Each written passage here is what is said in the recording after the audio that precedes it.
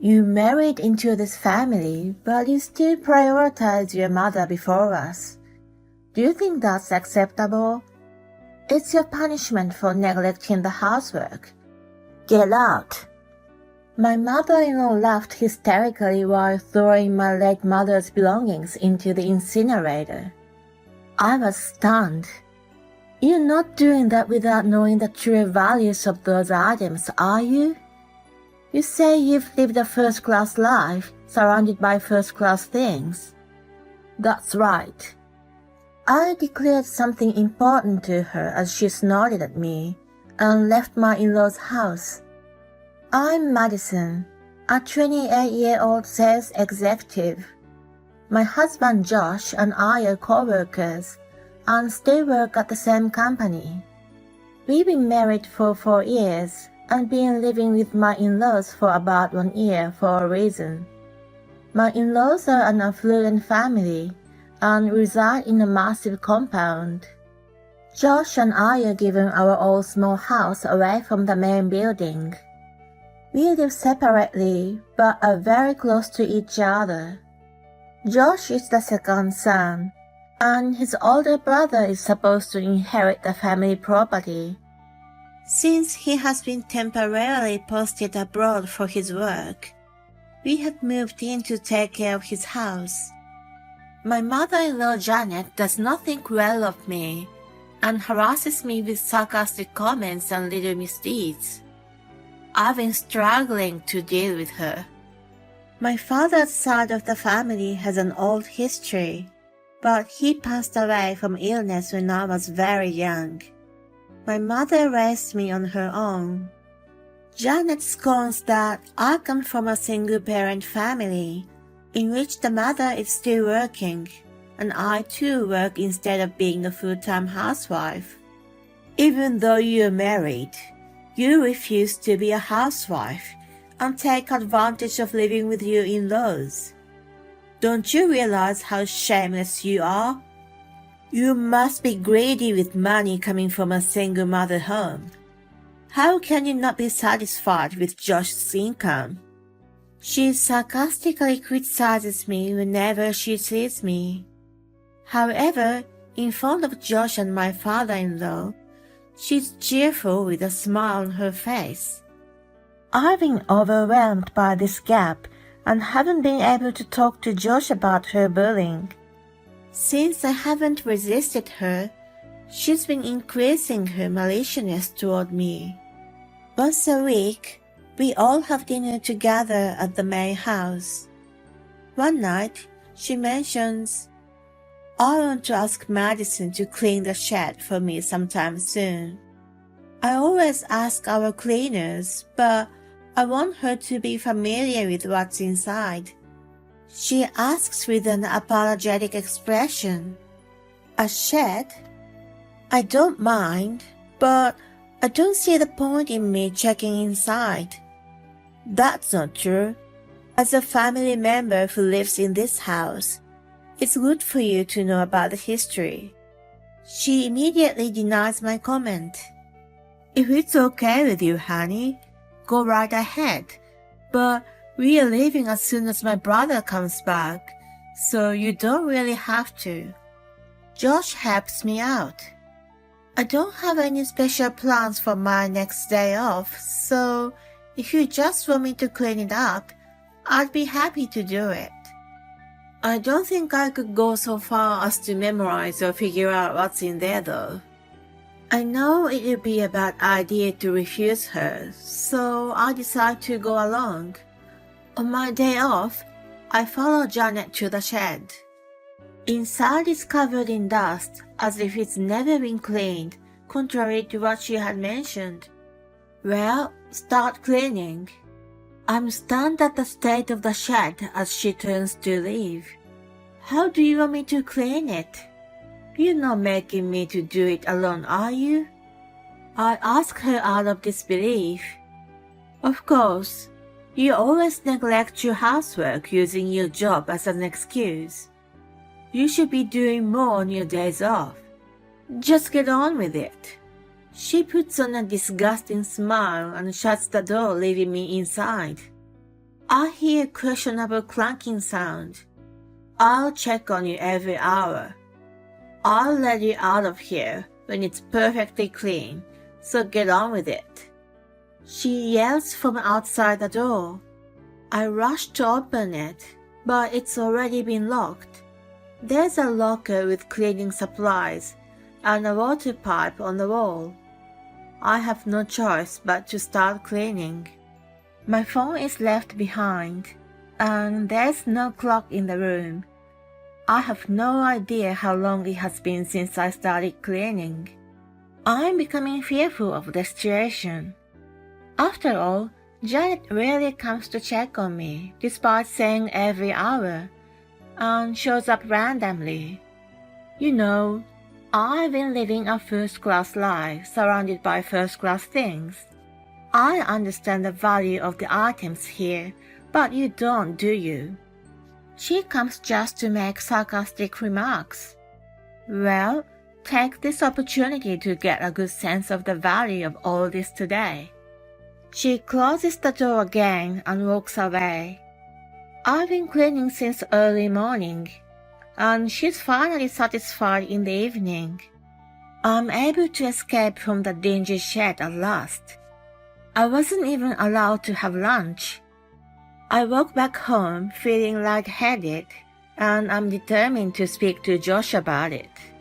I'm sorry to do this as soon as you're home, but I need to talk to you about something. When I mention it, he senses something. Is this about my mother? I'm surprised, but I start explaining what happened today and how Janet's been treating me. He listens attentively and apologizes to me. I'm really sorry that I didn't realize it before. I know she sometimes looks down on people and harasses them in small ways when she doesn't like something. But this is the first time I hear she's done something to that extent. I'm confused as to why I should believe your every word. I mean, I can't make a clear judgment right away. I haven't said anything about it to you for a long time, and I understand that you don't want to believe anything bad about your mother. I'm not asking you to do something about it right away. I just don't want to be alone with her as much as possible from now on. I'm so exhausted that I don't even wait for his reply and pass out on the bed. The subject has remained open. I try to stay away from the main house as much as possible, and don't join the weekly dinner using my work as an excuse. Meanwhile, Janet plays the role of modest mother-in-law. I wonder if Madison doesn't think well of me asking her to clean the shed. I don't want her to be mad at me. Josh's been even more confused about what to make of the difference between what I've told him and what Janet's been saying. She has explained to him about locking me inside the shed as, I'll never do such a thing, and Madison was so absorbed in her work that she forgot to take lunch. I'm sorry I didn't remind her. I didn't feel comfortable interrupting someone who was concentrating on the work. Then one day, I get a call that my mother has collapsed, and I rush to the hospital. The doctor tells me that she has been suffering from terminal cancer, and that she has asked him not to mention it to me before. I let Josh know that I'm going to stay with her for the remaining days. Shortly thereafter, she passes away slowly and peacefully. Unable to accept the reality, I'm stunned by the sudden departure of my loved one. Your mother won't be at ease unless you give her a proper send-off. I managed to hold myself together thanks to Josh's support. She has left me many vintage designers apparel and antique ceramics, which were her hobbies, as mementos. I take them back to my house and keep them for the time being. Then the disaster happens while I'm sorting out the medical bills and inheritance. When I arrive home, I see smoke rising from the incinerator, which has been hardly used in the yard. I'm thinking that it's none of my business and don't pay any particular attention at this point. When I start sorting out my late mother's belongings, I found that most of them have gone missing. I immediately think about the smoke and rush to the site with a bad feeling. A pile of clothes and ceramics and Janet trying to throw them into the fire come into my view. What in the crazy world are you doing? If you're home, why don't you let me know you're back? What are you doing here today? Why do you have them here? Give them back. You're so vulgar, snapping at me. They're not worth much anyway, so I thought I'd help you get rid of them. What on earth are you talking about? You married my son, and you put your mother before him and his family. Do you think that's acceptable? It's your punishment for neglecting the housework. Get out of here. You're not doing that without knowing the true values of those items, are you? You say you've lived a first-class life surrounded by first-class things. Those are worth at least $100,000. I'm going to press charges on you. I declare that much and then gather up the scattered items on the ground. You gotta be kidding me. You can't try to cheat me out of my money. You better leave Josh. Ignoring her ranting and raving, I pack up my belongings and leave my in-laws' house to stay at an apartment where my late mother lived.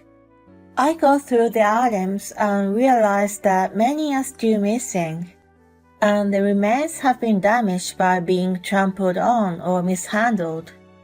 I immediately called the attorney who assisted me with my late mother's estate and asked him to start the process of property damage charge. I also called Josh and explained what's going on. Your mother burned my mother's mementos and told me to leave the house. So I packed up my belongings and left. I then explained to him everything that has happened. I tell him that I'm going to file a charge against her, and that I'll never want anything to do with her in the future.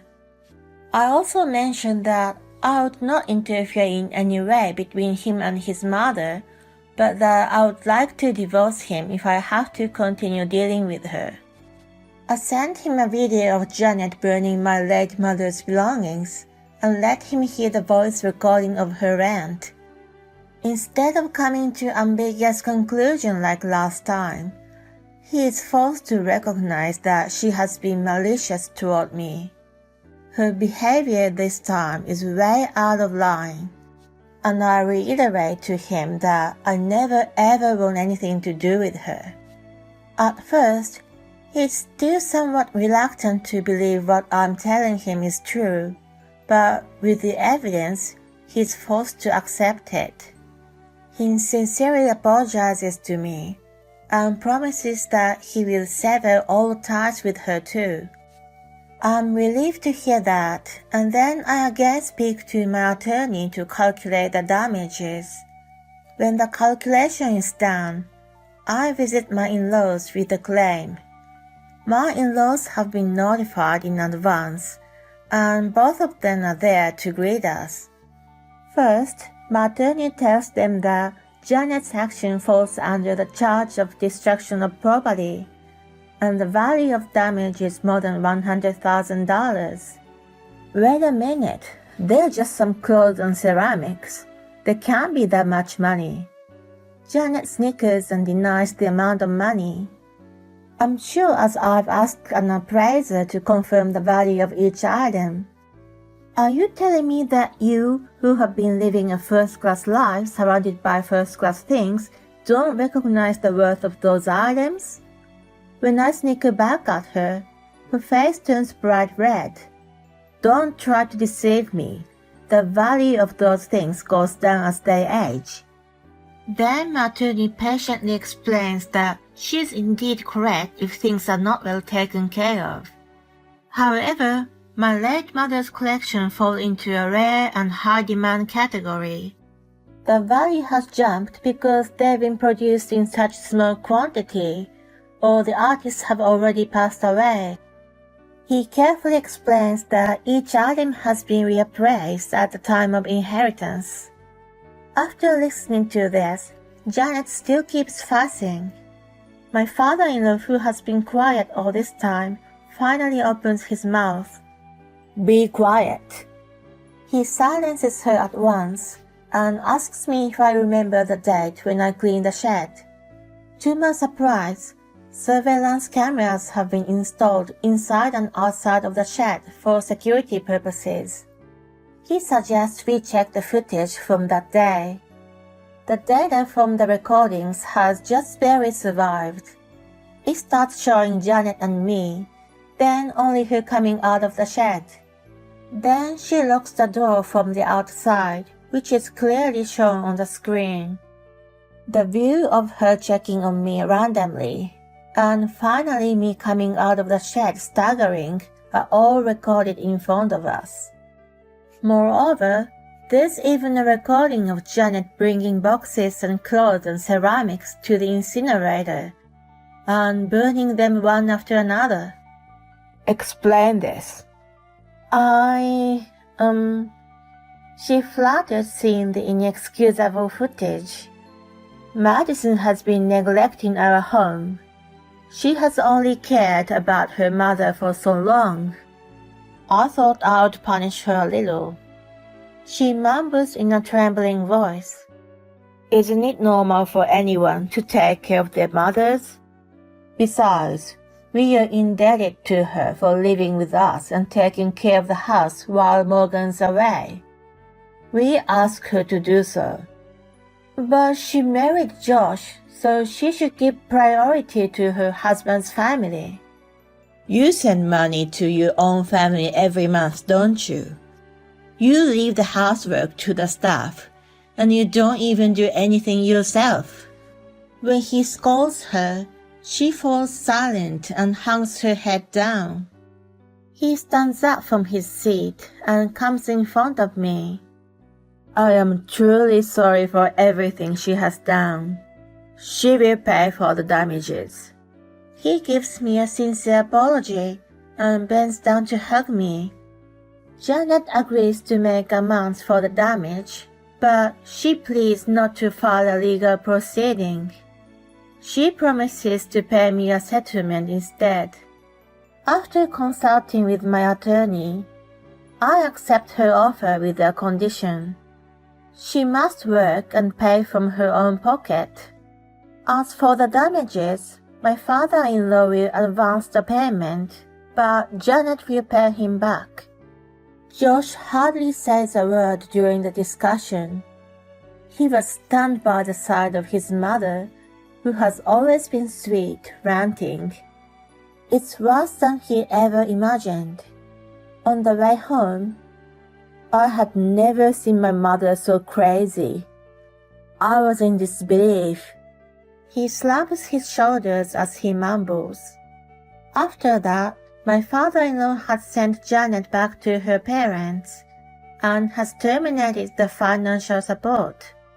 He's also demanding she repays him for the advancement, and she's been asking Josh and his brother for help. Josh has blocked her from contacting him. As for his brother, don't come to me for help for what you've done. He too has shut her off. As for me, I've sent some of the damaged items for repair at Josh's expense. Some of them have been restored to their original condition. Since they've been a waste of treasures in my possession, I've donated them to charities for auction, except for the ones with special memories. Janet has never worked before and has only experienced a financially comfortable life. She finds a job, but gets fired for causing problems, or quits her own immediately. My father-in-law tells me, I don't think she will complete the payment anytime soon from the way things have been going. I should pay you first. I refused and instead I set a deadline for the payment of the settlement through my attorney. Janet and her parents are informed that if the deadline wasn't met, I would press charges. Her parents are so concerned about their public image that they sent her to work at a factory owned by a relative. She's been managing to make the installment payments since then.